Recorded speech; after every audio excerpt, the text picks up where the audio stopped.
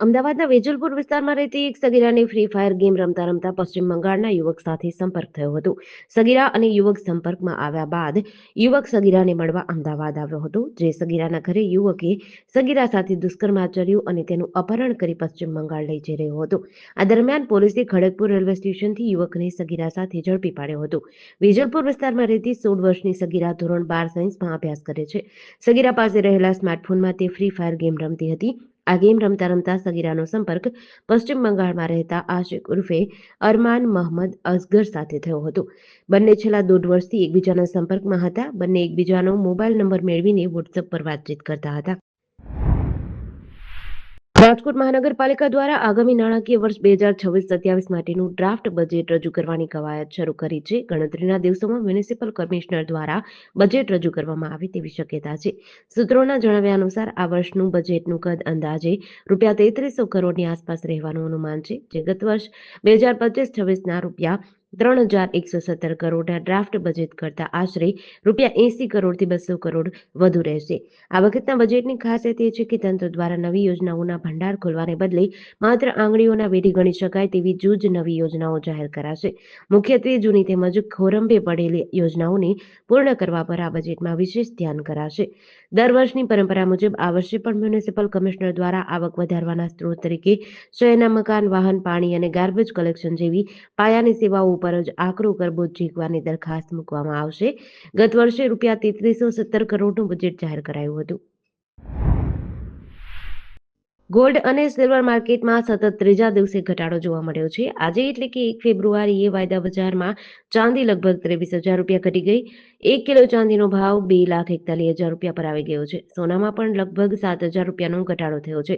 10 ગ્રામ સોનું ₹1,40,000 પર આવી ગયું છે. 30 જાન્યુઆરીએ ચાંદી ₹40,000 ઘટી. આ પહેલા 30 જાન્યુઆરીએ ઝવેરી બજારમાં ચાંદી ₹40,638 અને સોનું ₹9,545 સસ્તું થયું હતું.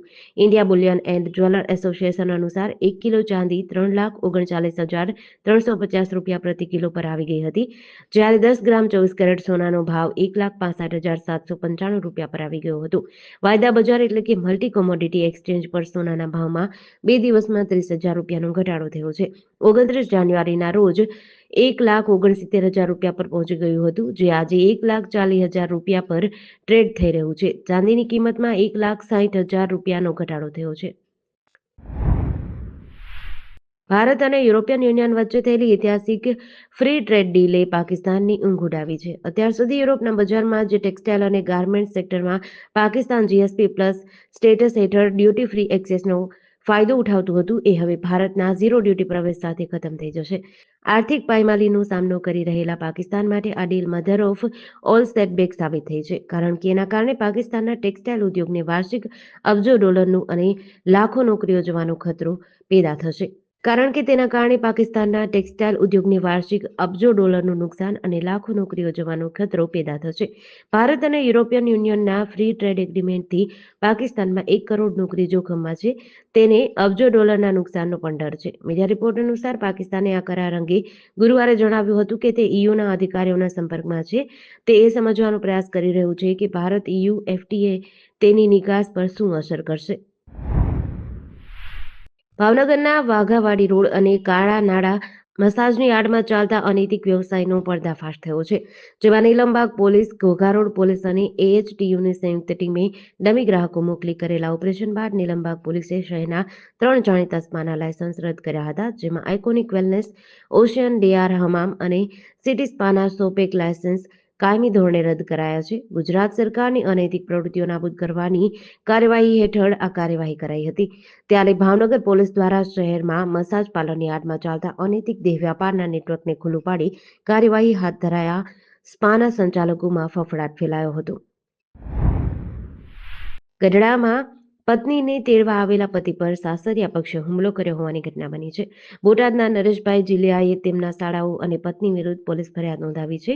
બોટાદના તુરખા રોડ વિસ્તારમાં રહેતા નરેશભાઈ જીલિયા મજૂરી કામ કરે છે. તેઓ ગઢડાના ખારા વિસ્તારમાં પોતાની પત્નીને તેડવા ગયા હતા. આ પત્નીએ તેમની સાથે આવવાની ના પાડી હતી અને બાળકોને સાથે લઈ જવાની વાત પર બોલાચાલી થઈ હતી. આ બોલાચાલી ઉગ્ર બનતા નરેશભાઈના સાળા વિશાલભાઈ વાઘેલા અને અલ્પેશભાઈએ તેમને માર માર્યો હતો. તેમની પત્ની ભારતીબહેનને તેમને પકડી રાખ્યા હતા અને જાનથી મારી નાખવાની ધમકી આપી હતી. આ ઘટના બાદ નરેશભાઈ જીલિયાએ બોટાદ પોલીસ સ્ટેશનમાં ફરિયાદ નોંધાવતા પોલીસે વધુ તપાસ હાથ ધરી હતી.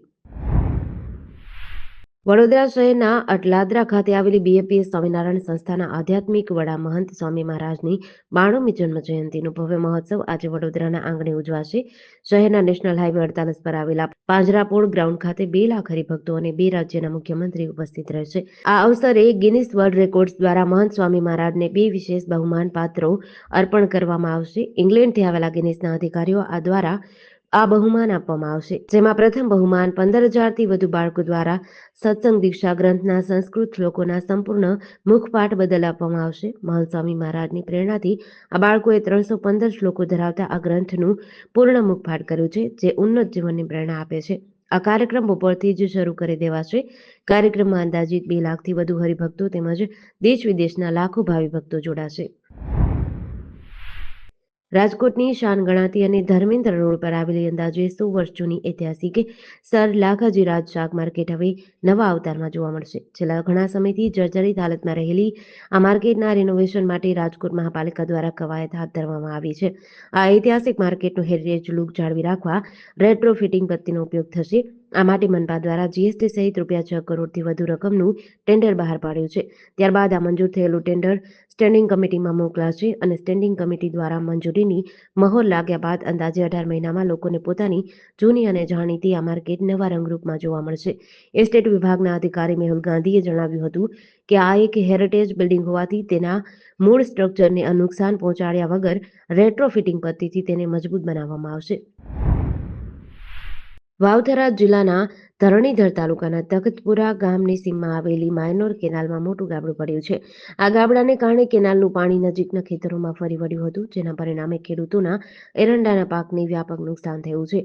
કેનાલમાં આશરે 20 ફૂટથી વધુ મોટું ગાબડું પડ્યું હતું, જેના કારણે લાખો લીટર પાણી વેડફાઈ ગયું હતું અને ખેતરો બેટમાં ફેરવાઈ ગયા હતા. ખેડૂતોના જણાવ્યા મુજબ કેનાલ તૂટી જવાથી ઊભા પાકને મોટો ફટકો પડ્યો છે.